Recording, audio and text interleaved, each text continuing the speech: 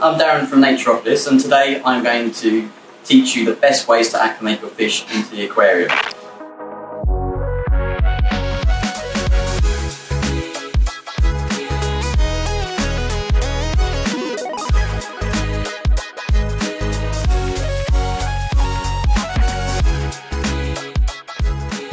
The difference between acclimating correctly and incorrectly could be the difference between your fish surviving and your fish dying. So there's three main ways that I'd advise.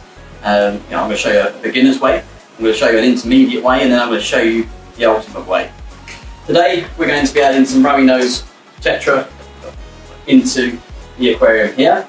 The reason we're doing this is we have had some blue-green slime algae that we've been trying to get rid of, and we've been working out all of the possibilities that could cause it, from flow, lighting, fertilisation and CO2, and pretty much all of those are okay, and as we was going along we started to notice some yellowing on one of the Anubias plant leaves.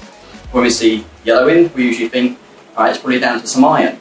So I started to dose some iron, and then I noticed small pinholes appearing in the leaf. So lack of potassium. So I started to dose potassium.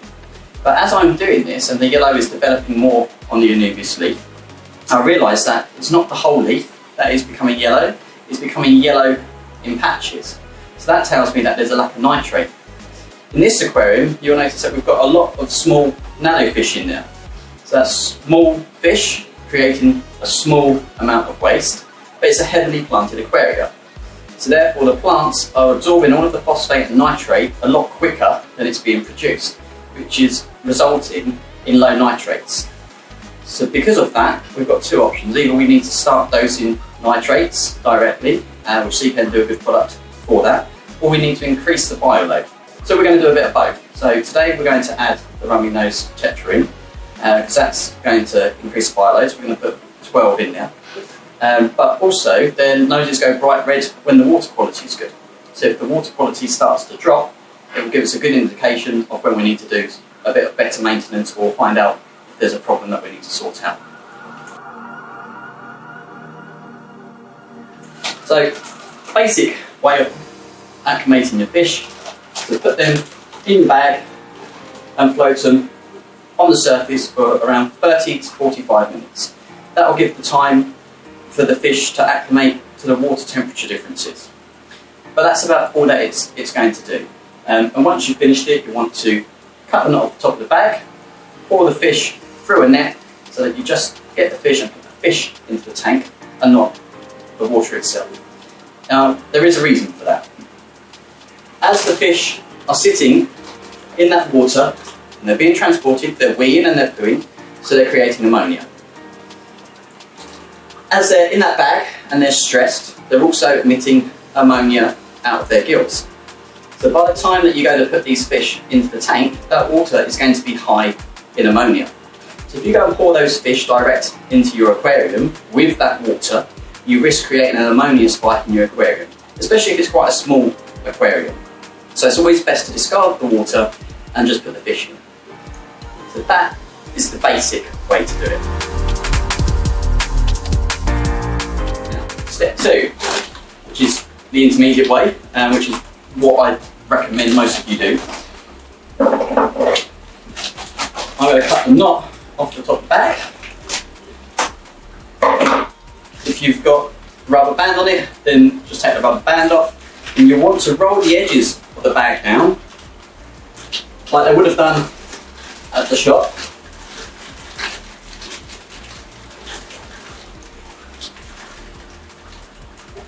So that the bag floats on the surface of the water. Now what we're going to do is we're going to set a timer for 5 minutes, and every 5 minutes or 45 minutes we're going to get a teaspoon of water from the tank and we're going to put it into the bag. That way it will slowly adjust the water parameters as well as the temperature.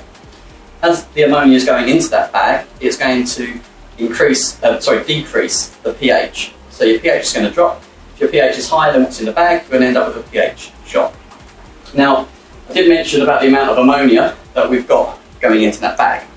So one of the things that I like to do is I'll get a small amount of Seachem Prime This is a 1 ml syringe.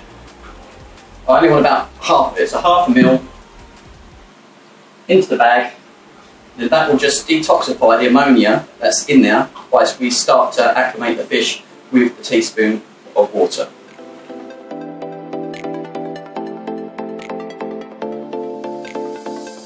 Okay, so the ultimate way to acclimate the fish is always going to be through drip acclimation. Now, TMC do a very good acclimation kit, but today we're going to do it a nice easy way. We're going to use some airline instead and a small bucket. So what you're going to do with your airline is in one end you're going to tie a knot, and the tighter that you tie that knot, the slower the drip is going to be. So one end you're going to attach to the aquarium, and then the other is then going to go down into your bucket. And over the course of 45 minutes, or as long as you can, we're going to slowly fill the water up so you end up with 2/3 more water than what you started with. You only want to put enough water into the bucket to just cover the back of the fish, and then once you're finished, after that 45 minutes and you've got 2/3 more water, you're going to pour the fish through the net like we did previously and just put the fish straight into the tank. Now if you are doing marine fish, this is going to be the best way for you to acclimate those because they're going to be a lot more susceptible to shock than others. And if you're doing inverts like all your shrimps and your snails, it is really, really important that you do drip acclimation. If you don't, the second that you put the shrimp or snail into the tank, you'll probably see them just freeze and give up and they'll die. So the last thing that we need to do now is just to add some extra bacteria. Because we're putting new fish, we're going to need to boost the amount of bacteria that we've got in there because we only ever grow enough bacteria to be able to support the amount of life that we've got. So now that we've added more fish, we need more bacteria to break down their waste. So we're going to boost our tip with just a capful of sea chem stability, and that should help get things going.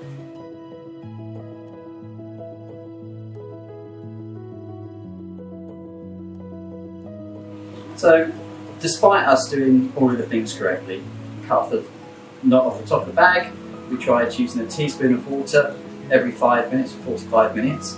When we put the rummy nose into the tank, they still turn belly up. We think that the reason for this is the difference in the water parameters.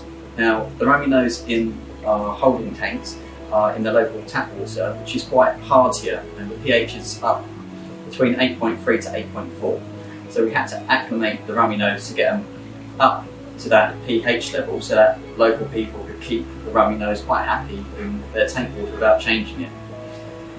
Now the water in our planted tank here, we're actually cutting with 70% RO water. So this is quite a big difference in water parameters for it to try to drop down. You know, we're looking at a pH between 6.5 and 7. So just by doing the teaspoon every 5 minutes, it wasn't quite enough to get the fish acclimated properly. So we tried again using the drip acclimation method, a much longer process, but a lot more accurate process. And despite us doing that for around an hour and a half, we still had the same issues. So you can see how important it is to acclimate the fish properly. And even though we know what we're doing, we still make mistakes. And in fact, perhaps that kind of size jump wasn't ideal, and perhaps over a few weeks what we should have done was slowly pour that pH and that hardness back down so that we could then bring the fish into the system. So if you like this video and you enjoyed learning from us, hit the like and subscribe button and share it with your friends. Thanks everybody, see you again soon.